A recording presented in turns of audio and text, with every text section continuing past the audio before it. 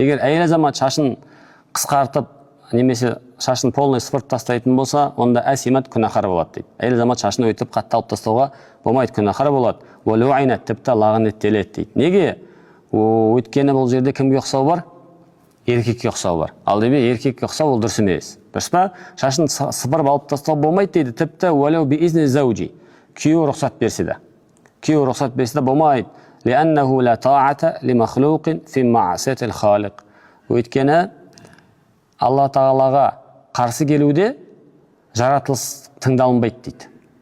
Бұл жерде Алла Тағала болмайды деп жатқан болса, болмайды деген болса, күйеуің рұқсат беріп, күйеуің ал десе, алмаймыз деп жатыр. Неге? Өйткені не деген сөз? Күйеуің намаз оқыма десе, оқымайсыз ба? Оқи бересіз. Күйеуің ораза ұстама десе де, ұстай бересіз. Неге? Өйткені Алланың бұйрықтарында жаратылыстың әмірі тыңдалынбайды дейді. Жаратылыстың, яғни махлуқтың әмірі істелінбейді. Сол сияқты неде, егер сенің шашыңды сыпырып таста, алып таста десе, ол кезде ол күйеудің әмірі тыңдалынбайды екен. Өйткені бұл жерде еркекке ұқсап қалу бар деп жатыр.